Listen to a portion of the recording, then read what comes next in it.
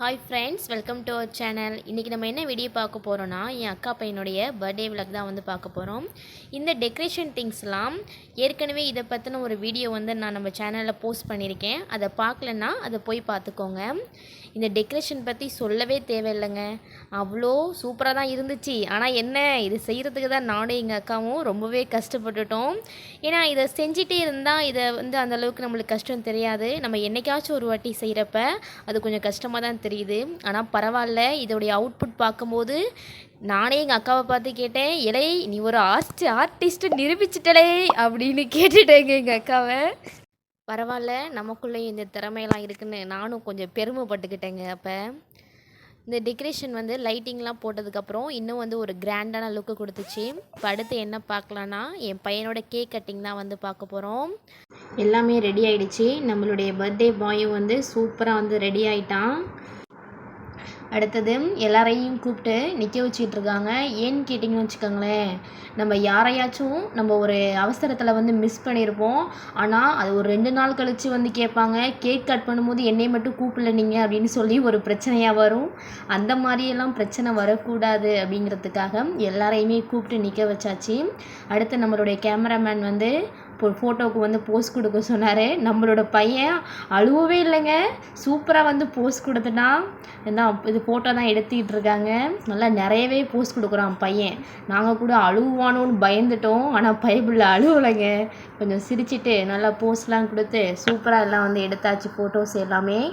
நீங்கள்லாம் நினைப்பீங்க, என்னம்மா கேக் கட் பண்ணுறேங்கிற ஆனால் இன்னும் பண்ணப்பாடலையேன்னு கேட்பீங்க. என்னங்க, நம்ம கேக் கட் பண்ணும்போது தான் நம்மளுக்கு தெரியும், ஐயையோ தீப்பெட்டியை காணுமே அப்படிங்கிற ஒரு பதட்டம் வரும். ஏன்னா நம்ம அந்த நேரத்தில் தீப்பெட்டியை பற்றி யாருமே யோசிச்சிருக்க மாட்டோம். ஆனால் அதுதான் ஒரு பெரிய பிரச்சனையாக வந்து நிற்கும். ஒரு வழியாக தீப்பெட்டியெல்லாம் வச்சு கொளுத்தி அந்த கேண்டியெல்லாம் எரிஞ்சு இப்போ நம்மளோட பர்த்டே பாய் வந்து சூப்பராக கேக்கை கட் பண்ணுறான் பாருங்கள்.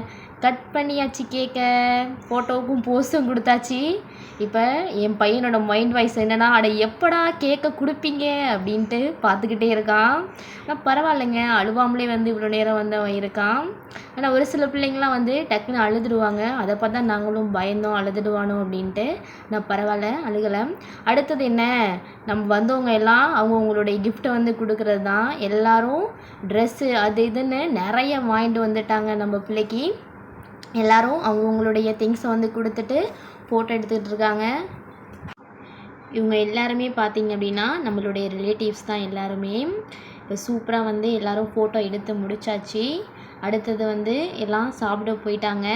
ஆனால் இன்னும் கொஞ்சம் பேர் வந்து பாக்கி இருக்காங்க கொடுக்க வேண்டியது எல்லாமே. இடையில உங்களை மறந்துட்டேன் பாருங்க, இவங்க தான் நம்ம சப்ஸ்கிரைபர். ஹாய் சொல்கிறாங்க பாருங்கள் எல்லாருக்கும். அடுத்தது அந்த பக்கம் பார்த்தீங்க அப்படின்னா தாத்தா பாட்டியோட பாசமலை பொழிஞ்சிக்கிட்டு இருக்கு அந்த பக்கம். இடையில எங்கள் அக்காவே என்னை தாங்க காணோம். எல்லாத்தையும் பண்ணி கொடுத்துட்டு கடைசியில் எங்களை லாஸ்ட்டு ஃபோட்டோவுக்கு தான் கூப்பிட்டாங்க. என்ன பண்ணுறது, இல்லை நம்ம தானே பார்க்கணும். ஆனால் பாவம் பையனை தான் வந்து ரொம்ப கஷ்டப்பட்டு போயிட்டான். ஆளாளுக்கு தூக்கி தூக்கி தூக்கி தூக்கி பாவம் குழந்தை தானே, உடம்புலாம் வலிச்சிருக்கும் போல அவனுக்கு.